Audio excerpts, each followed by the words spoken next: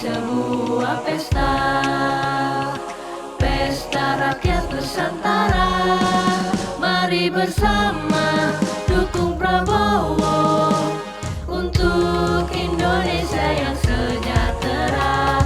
Bersama kami, di kami Prabowo.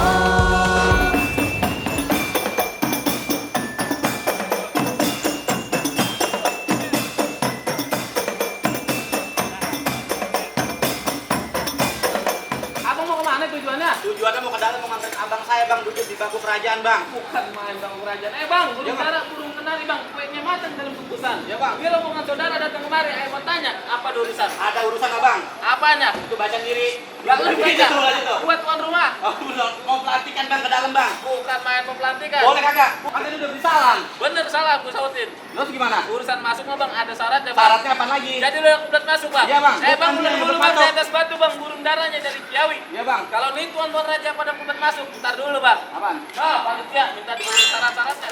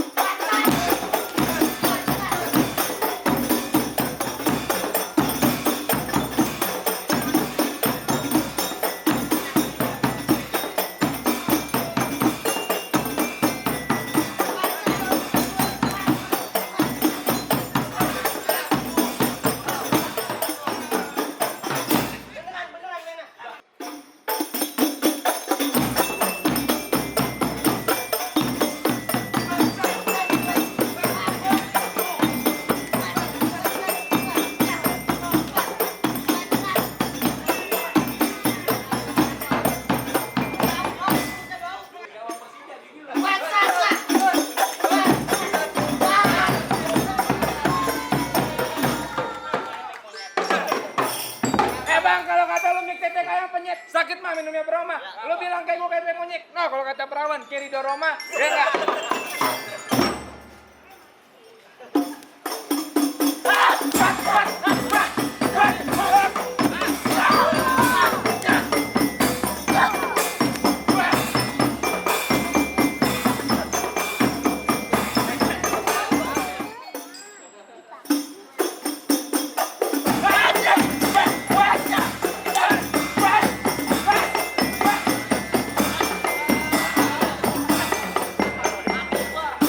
Takut bang, takut. Takut ya, takut. Bawa goblok.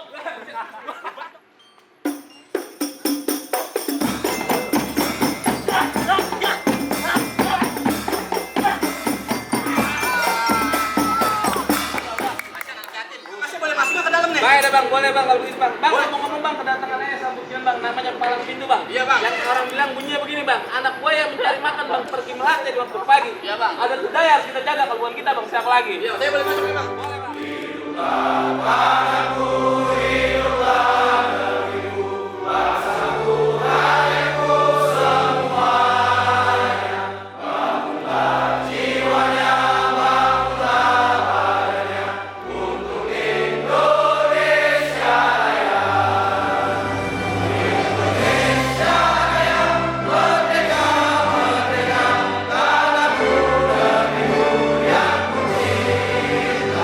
Indonesia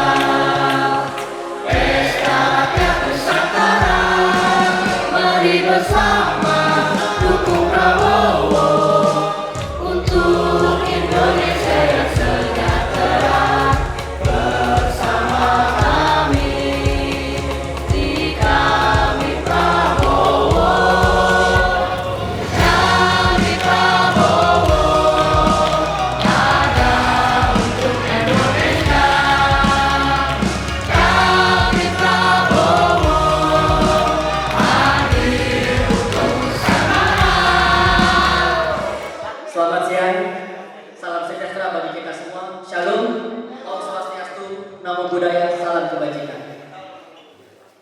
Yang kami hormati dan kami banggakan Abang Bahtiar Sembayang, Ketua Umum PP kami Prabowo,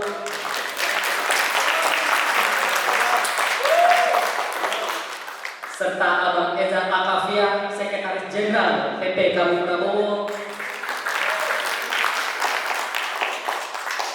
Juga telah hadir di sini saudara kita, Ketua PD kami Prabowo Lampung, Abang Galang Putra Rahman.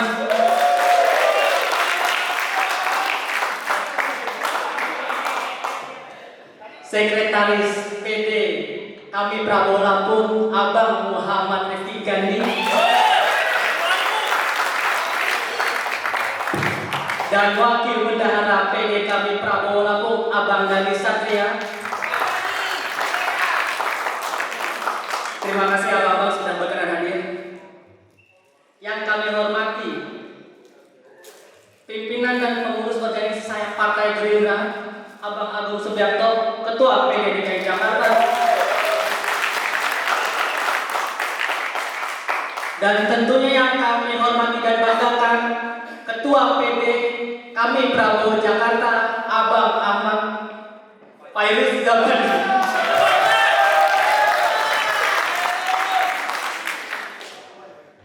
Teman-teman yang saya hormati dan saya banggakan, izinkan saya selaku Ketua Pelaksana acara mewakili kawan-kawan yang bertugas hari ini mengucapkan terima kasih yang sebesar-besarnya atas kehadiran saudara-saudari semua pada acara pelantikan pengurus daerah kami Prabowo DKI Jakarta pada hari ini Sabtu 25 Februari 2023. Berdasarkan laporan panitia, hingga saat ini telah hadir seluruh unsur struktur calon pengurus daerah kami Prabowo DKI Jakarta dan seluruh unsur struktur calon pengurus cabang kami Prabowo di 5 wilayah DKI Jakarta. Untuk kemudian nantinya dilantik oleh pengurus pusat kami Prabowo menjadi pengurus resmi di wilayahnya masing-masing. Dengan niat, tekad, dan kesiapan yang telah kami lakukan serta harapan besar yang kita semua miliki, maka dengan ini kami menyatakan kesiapan kami untuk mendukung, bergerak bersama, berusaha sekuat tenaga, menjadikan Bapak Prabowo Haji Subianto Joyo Hadikusumo sebagai Presiden Republik Indonesia 2024-2029. Demikian yang dapat saya sampaikan pada kesempatan yang baik ini. Terima kasih. Wabillahi taufiq wal hidayah. Wassalamualaikum warahmatullahi wabarakatuh.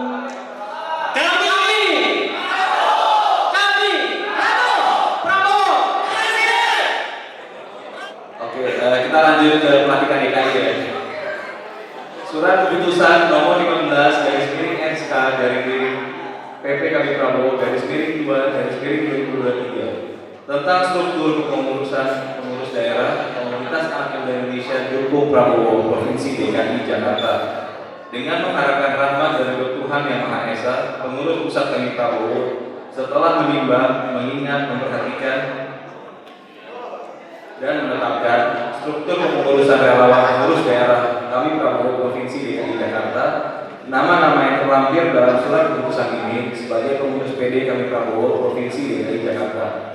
Surat keputusan ini berlaku sejak tanggal ditetapkan dan akan ditinjau kembali jika terdapat kekeliruan di dalamnya. Bersediakah saudara dan saudari menjadi pengurus daerah komunitas anak muda Indonesia dukung Prabowo kami Prabowo Provinsi DKI Jakarta? Siap, sedia. Baik. Selanjutnya saya minta saudara dan saudari mengikuti perkataan saya sebagai ucapan ikrar dan janji pengurus daerah kami Prabowo Provinsi DKI Jakarta dengan senantiasa mengharapkan rahmat dan ridho Allah Subhanahu wa taala Tuhan Yang Maha Esa.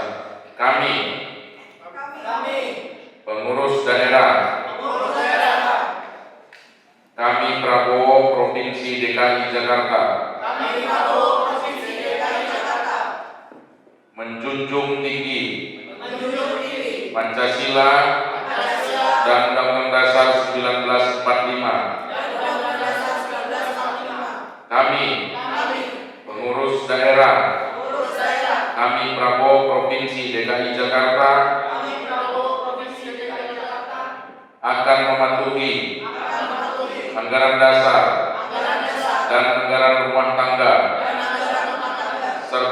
peraturan organisasi lainnya. Kami, pengurus daerah, kami Prabowo Provinsi DKI Jakarta, akan senantiasa menjaga nama baik, marwah dan martabat organisasi relawan Prabowo Presiden. Atas rahmat dan ridho Allah Subhanahu wa taala Tuhan Yang Maha Esa, maka pada hari ini Kamis tanggal 25 Februari 2023 berdasarkan surat keputusan nomor 15/SK/PP kami Prabowo 02/2023 susunan pengurus daerah komunitas anak muda Indonesia dukung Prabowo Provinsi DKI Jakarta, maka dengan mengucapkan Bismillahirrahmanirrahim, saya melantik saudara dan saudari sebagai pengurus daerah komunitas anak muda Indonesia dukung Prabowo Provinsi DKI Jakarta. Telah diputuskan oleh Ketua Umum Samsudah PD kami Prabowo DKI Jakarta 2023. Virus, kibarkan panji-panji kebesaran organisasi relawan Prabowo Presiden kami Prabowo di seluruh provinsi DKI Jakarta. Siap. Ulangan dong. Kami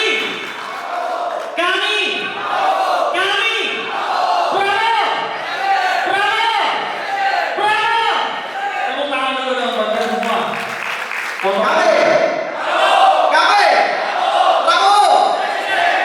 Alhamdulillahirrahmanirrahim, pada hari ini tanggal 25 Februari 2023 kita bisa berkumpul bersama dengan Ketua Umum kita Bang Bahtiar. Terima kasih atas kehadirannya, kepada Sekjen Saudara Al-Mafia, kepada Bang Balang dan stafnya dari Lampung dan jauh-jauh bisa hadir di Jakarta, pada jajaran pengurus pusat kami Prabowo, kepada teman-teman dari pengurus PD kami Prabowo DKI Jakarta, pada teman-teman dari pengurus PC Jakarta Timur, Jakarta Selatan, Jakarta Barat, Jakarta Utara, Jakarta Pusat, semuanya terima kasih.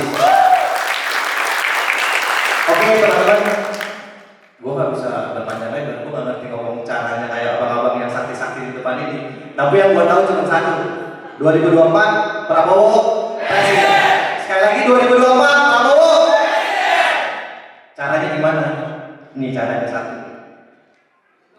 Jangan sedot bang, kering. Caranya gini, kita sama-sama mulai dari diri kita sendiri nih, nggak usah berekspektasi lebih. Dari diri kita sendiri, kita coba bergerak. Gimana cara bergeraknya?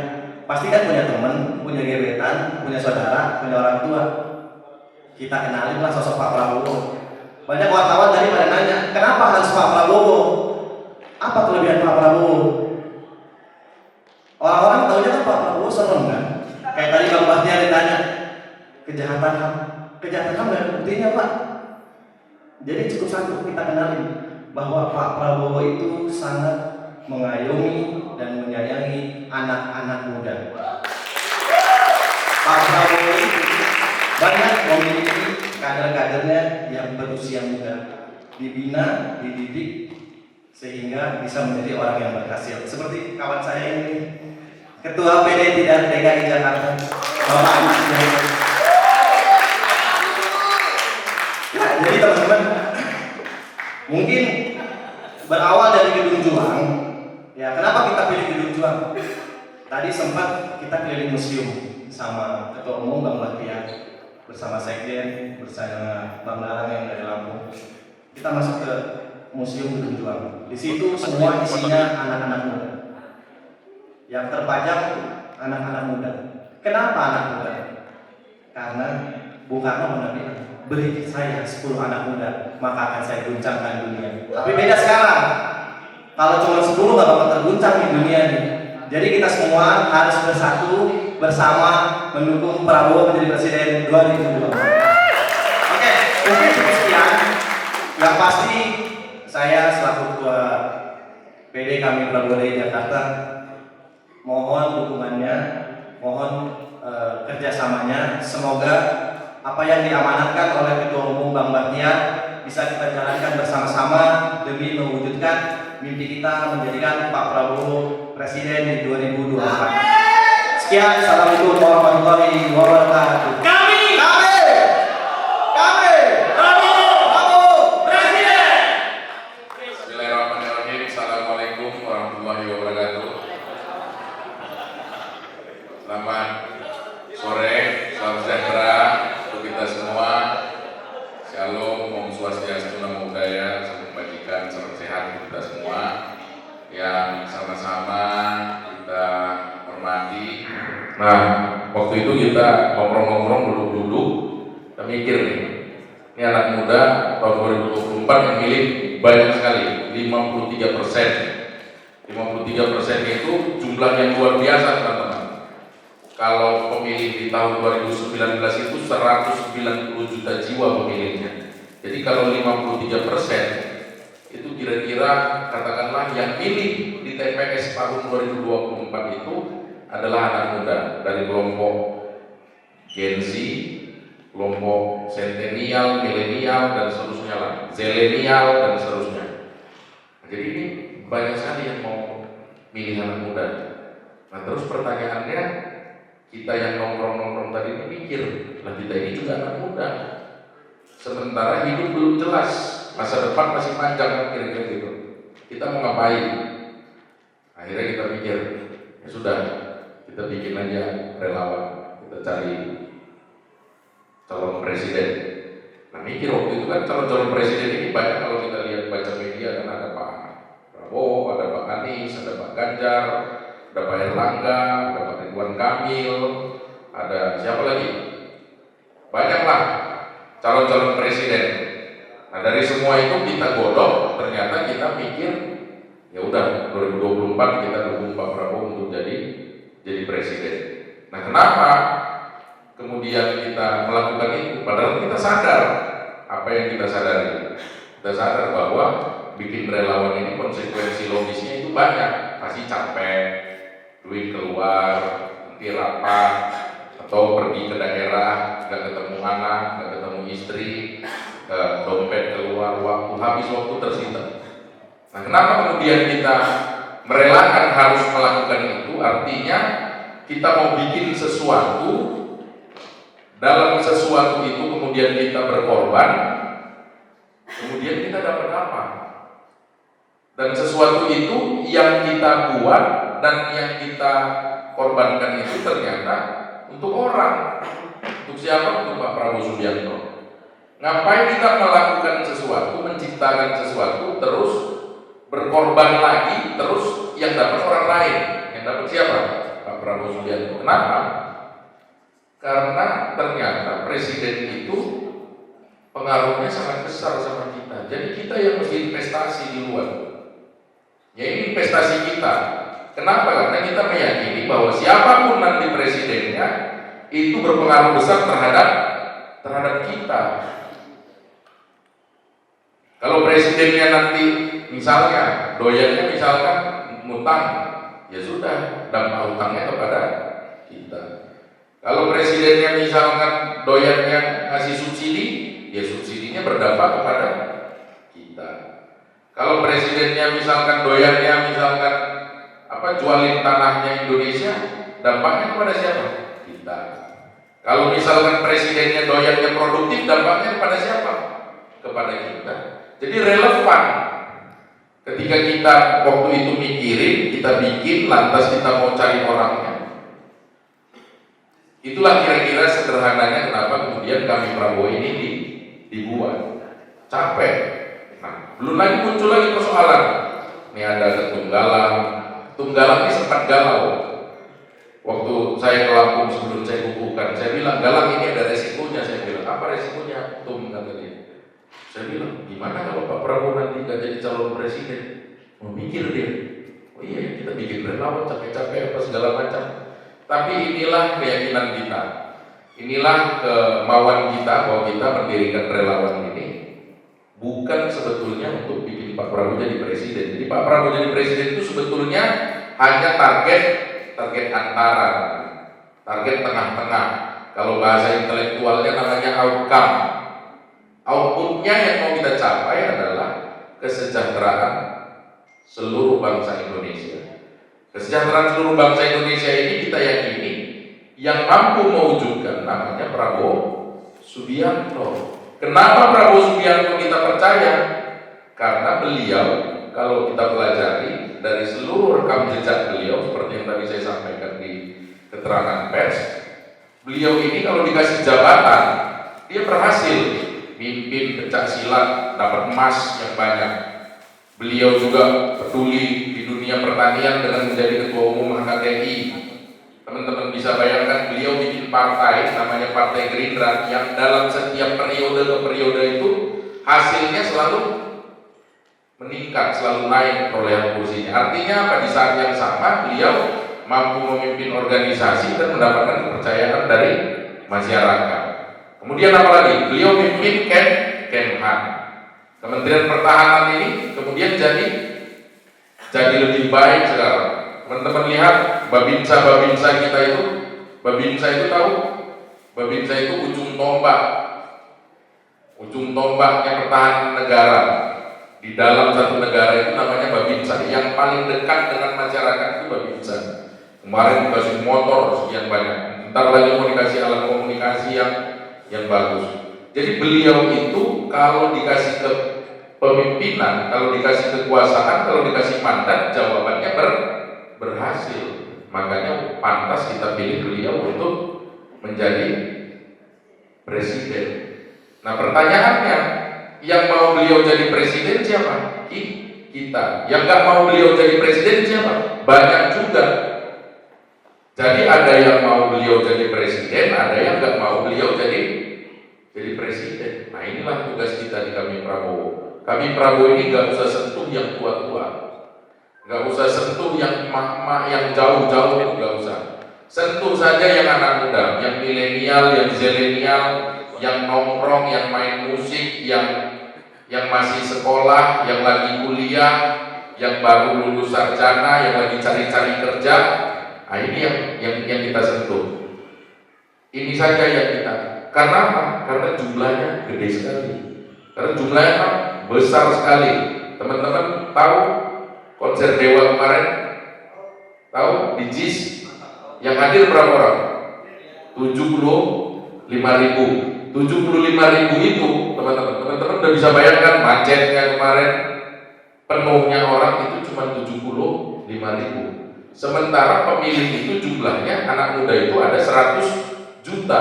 Stadion Gelora Bung Karno itu kalau penuh penontonnya kapasitasnya cuma 120.000. Kalau diisi orang 120.000. Anak muda itu nanti yang milih ke TPS itu ada 100 juta orang.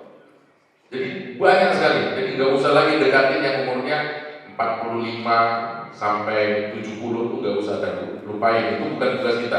Banyak orang yang berjuang untuk Pak Prabowo. Nah jadi sekali lagi teman-teman ingin saya sampaikan bahwa kita yang muda-muda ini berkewajiban sekarang untuk ikut mensukseskan pemilu. Jadi teman-teman mengajak orang untuk memilih Pak Prabowo, mengajak orang untuk bisa suka dengan Pak Prabowo itu dengan memberitahukan apa yang baik di beliau. Bahwa beliau punya kekurangan, iya. Tapi yang baik di beliau itu jauh lebih banyak. Salah satunya yang teman-teman bisa ceritakan adalah keberhasilan itu tadi, satu. Kemudian poin yang kedua adalah menyampaikan bahwa dengan beliau menjadi presiden itu buat kita, bukan buat dia. Jadi presiden itu buat kita. Makanya saya paling sering cerita di berbagai diskusi, saya itu sering bilang bedanya kita sama presiden ini luar biasa. Kalau kita masyarakat Jakarta ini 10 juta orang, 10 juta orang ini teriak, nggak jadi apa-apa. Tapi kalau presiden sambil minum teh dia bilang turunkan harga Pertalite 100 rupiah per liter, jadi itu dari Sabang sampai Papua. Yang 10 juta orang teriak-teriak nggak jadi apa-apa, beda. Jadi kalau nanti ada kalau presiden itu dia bisa bilang, anak-anak sekarang yang sekolahnya dibiayai negara sampai SMP ya, berarti berapa? 9 tahun ya, atau sudah 12. Nah, presiden bisa bilang sampai S1 bisa gitu. Jadi presiden ini bukan main-main teman-teman. Dan beda sama kita memang. Presiden ya, sebagai manusia ya dia manusia biasa aja. Nah, jadi teman-teman, ini untuk kita. Saya pun hari ini bolak-balik keliling daerah, bolak-balik cari orang. Ya tujuannya untuk itu. Kenapa? Karena ternyata satu waktu saya di rumah itu lihat anak. Wah, anak saya ini yang satu 11 tahun, yang satu 6 tahun. Bagaimana nanti masa depan anak saya? Jadi saya mulai mikir masa depan anak saya ini bagaimana? Saya punya anak, kalau dia masa depannya jelek apa itu? Dia dilahirkan. Jadi kita bertanggung jawab terhadap anak-anak kita. Rupanya itu yang sering dimaksud para pendiri bangsa, tokoh-tokoh bangsa kita ini suka cerita bahwa ini untuk anak cucu kita. Jadi ternyata saya menyadari itu. Sini siapa yang sudah berkeluarga? Coba angkat tangan. Nah, banyak yang ternyata sudah berkeluarga. Nah, yang sudah punya anak, angkat tangan coba. Nah, itu ada. Jadi saya pikir, nah gimana nanti kalau misalkan hutang kita ini banyak? Kalau hutang banyak itu tahu kan teman-teman rumusnya? Kalau hutang banyak nggak bisa bayar hutang, aset disita. Kalau aset sudah habis terus masih tersisa hutang, berarti apa?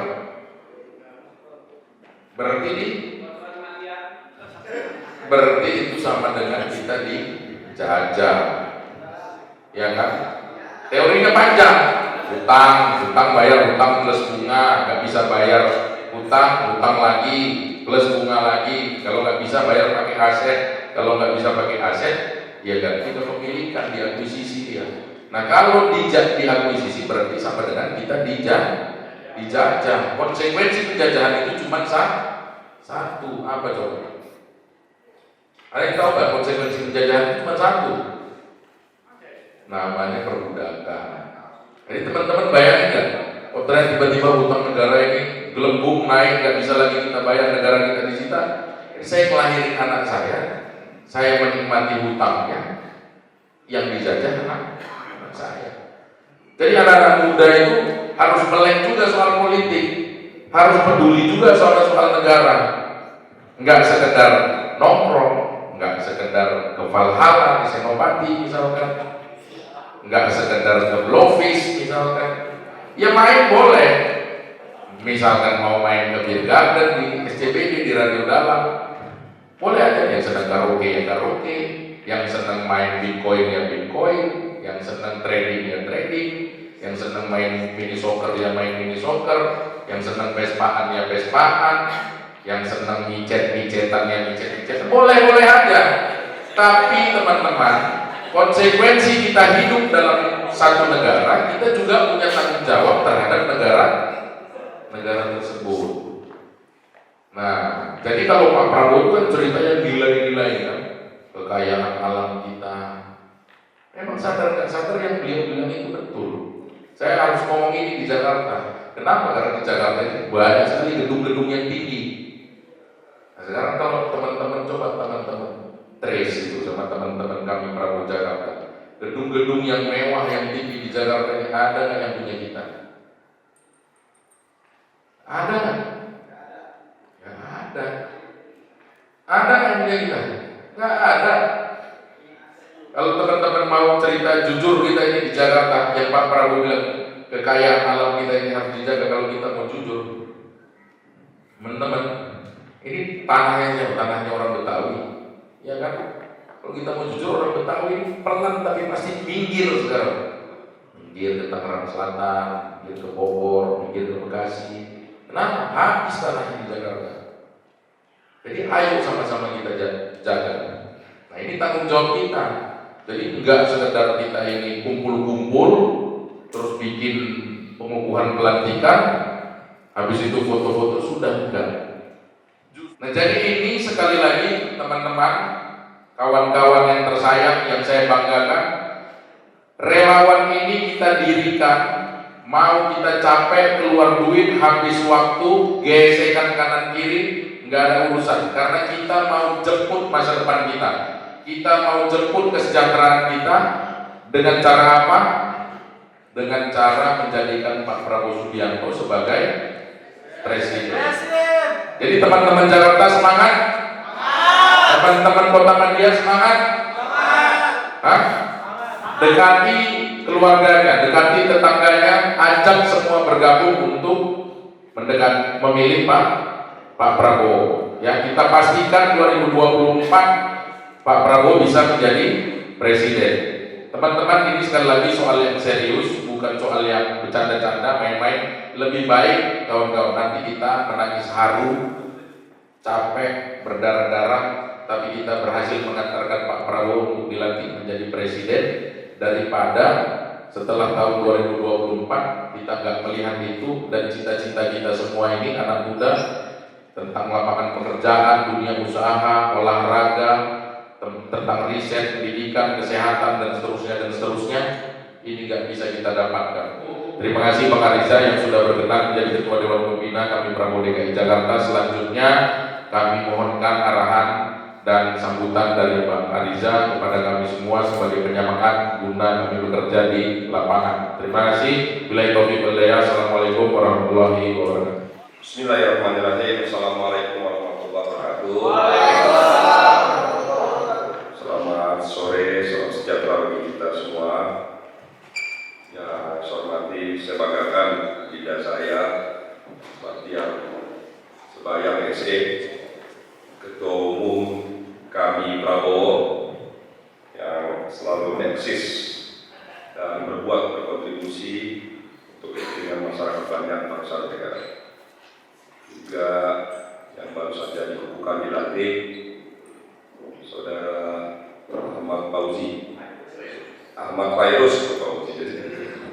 Ahmad Fairuz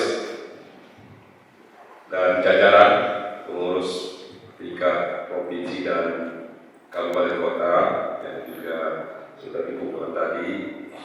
Salawat dan salam kita aturkan kepada junjungan kita Nabi Muhammad SAW. Semoga telah kita diberikan syafaat di yaumil akhir nanti. Ini bulan Isra Mi'raj. Setiap malam kita keliling jadi hadir di Isra Mi'raj. Saudara, para generasi muda yang saya banggakan, saya atas nama DPD Gerindra Provinsi DKI Jakarta berterima kasih atas nama Ketua Pembina Koordinator Sekber Relawan Prabowo Presiden. Saya berterima kasih dan bersyukur teman-teman kami telah hadir, telah terus menyempurnakan kepengurusannya hingga tingkat kabupaten kota se-DKI Jakarta. Tentu kita punya misi dan tujuan kita yang utama, yaitu bagaimana kita mampu menghadirkan kesejahteraan, keadilan bagi seluruh masyarakat Indonesia. Itulah tujuan kita yang paling utama di Republik yang kita cintai. Untuk dapat mewujudkan, merealisasikan cita-cita tujuan bangsa tersebut, tentu kita membutuhkan satu pemerintahan yang bersih, yang kuat, yang dapat menyusun dan mengimplementasikan program-program yang membumi, yang dapat menghadirkan Indonesia sebagai negara yang makmur dan adil. Nah, untuk itu kita untuk pemimpin bangsa ini butuh presiden. Tahun 2004 akan ada kontestasi demokrasi, yaitu pemilu presiden dan pemilu legislatif tanggal 14 Februari 2024. Pemimpin seperti apa yang dibutuhkan di Republik ini? Ya, seperti sampaikan Rasulullah, pemimpin itu harus memiliki 4 sifat dasar. Pertama yaitu syirik, harus jujur, harus patonah, harus cerdas, harus tablik, amanah, harus dapat dipercaya dan amanah. Dan keempat, sifat dasar kepemimpinan itu ada pada Bapak Prabowo Subianto. Dia orang yang sangat jujur, orang yang sangat tulus, tidak pendendam, tidak ada ruang pribadi bagi beliau. Orang yang juga cerdas, bibit bobotnya sangat jelas. Sejak kecil membaca buku banyak sekali, sehingga sangat cerdas, wawasannya luar biasa. Hubungan internasionalnya sangat baik. Kemudian orang yang amanah dan yang dapat dipercaya. Jadi memenuhi sifat-sifat standar sebagaimana yang disampaikan oleh Rasul. Jadi bangsa ini sangat heterogen dari Sabang sampai Merauke, dari Aceh sampai Papua. Sukunya, bahasanya, agamanya, daerahnya, seni budayanya, dan lain-lain. Negara kita sangat bineka. Nah, untuk itu dibutuhkan pemimpin yang dapat diterima, pemimpin yang dapat diterima oleh semua kelompok, semua daerah, semua aliran, semua agama. Tidak hanya dapat diterima, tapi pemimpin yang mampu mempersatukan perbedaan di antara kita semua. Pemimpin yang dapat memperkuat perbedaan di antara kita sebagai sebuah bangsa. Itulah Bapak Prabowo Subianto yang kita yakini mampu mempersatukan kita semua sebagai anak bangsa di bumi Nusantara ini. Negara kita, bangsa kita yang sangat heterogen, yang sangat pluralis, sangat sensitif, mudah dipecah belah, mudah diadu domba, mudah terjadi konflik dan sebagainya. Nah, ini harus dipecahkan. Itulah, apalagi sekarang kita, seperti disampaikan Pak Jokowi, kita akan menghadapi krisis ekonomi yang mendunia, yang global, yang tidak dapat diprediksi, tidak mudah dikalkulasi, dan terjadi gejolak yang luar biasa. Untuk itu dibutuhkan stabilitas yang kuat.